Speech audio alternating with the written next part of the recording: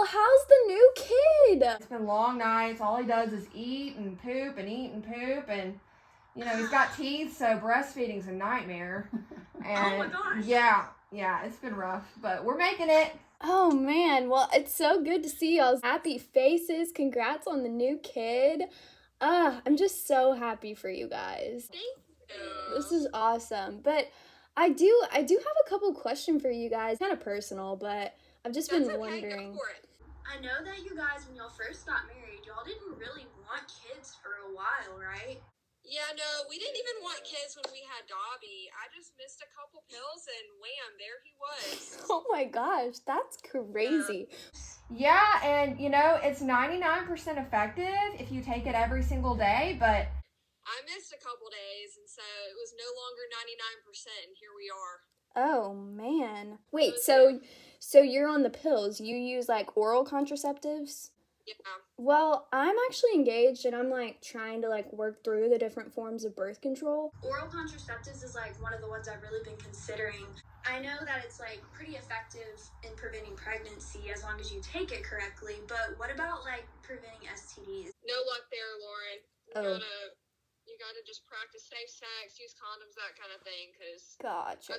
these are not the way to handle that kind of thing. Okay. Well, I guess that makes sense. Well, yeah, just kind of walk me through your process. Like, what are some advantages to oral contraceptives? Like, why did you choose that? You want to take that one, babes? Yeah, sure. So obviously, a majority of people use these oral contraceptives to prevent pregnancy. You have progestin-only pills, and you also have combo pills, which are estrogen and progesterone together.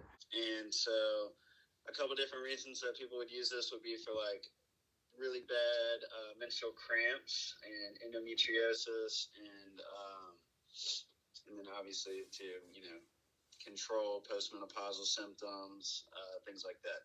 Now, estrogen is on that side of things is really good with like treating hot flashes and protecting against osteoporosis, and it's also cardioprotective. It lowers your cholesterol, your bad cholesterol. And progestin, on the other hand, is about the exact opposite. So it also blocks ovulation, but it's more through like it prevents implantation, during fertilization. And it causes your endometrium to kind of slough off more, so it can kind of regulate bleeding in people with heavy bleeding or irregular bleeding, amongst other things. And it also decreases endometrial cancer risk because it kind of gets rid of all of that tissue. Wow, you did such a good job explaining that, babe. Thanks. Okay, well, let's flip the coin a little bit. Like, I know why you would choose oral contraceptives and like some advantages, but can you talk me through like some of the disadvantages, maybe like some contraindications as well? Yeah, so you absolutely can't take these if you've ever had a blood clot or a pulmonary embolism or a stroke or a heart attack. And also if you have any kind of complicated heart disease, if you're breastfeeding like we are right now, that you really need to make sure that you don't fit in the absolute contraindications for these kind of things, because they can be dangerous if you don't think about that. Gotcha. And as far as some disadvantages, so especially with the estrogen ones, you have an increased risk of clotting. So especially if you're a smoker or if you're diabetic or a lot of these other things, they kind of play into your OB's decision to either put you on them or not. So, if you're a smoker and have all these other risk factors, it might be better to just get an IUD or something else that is not hormonal. Yeah. But as far as estrogen, so some of the side effects or like big issues with it are really just like nausea, headache, and it can cause like more bleeding than normal, actually. And it also, makes you have an increased risk of clotting. And then the progestins, on the other hand, they're kind of they cause like acne, and they cause a bunch of cortisol-like effects. So high blood sugar and weight gain, fluid, things like that. But they're super easy to get.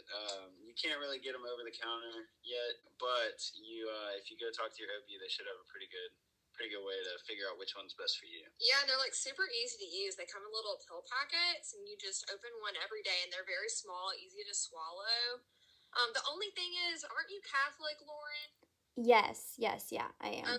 Because you might want to talk to your priest. Some people have specific beliefs that prevent them from using contraceptives like this, especially emergency contraceptives. So as you're thinking through these options and talking to your OB, you may want to consider that as well. Wow, thanks, Emma. You're welcome. I'm so glad we could help you with this. Yeah, thanks so much. If y'all ever need a babysitter, let me know. I'll help you guys out. I think little Dobby would love that. He can't wait to meet you. Oh my gosh, I'm so excited. Well, look, y'all study hard. I know being new parents is difficult, so I'm not going to take up much more of y'all's time. Good luck on the EOR, and I'll see you guys in 8 days. Bye, Lauren.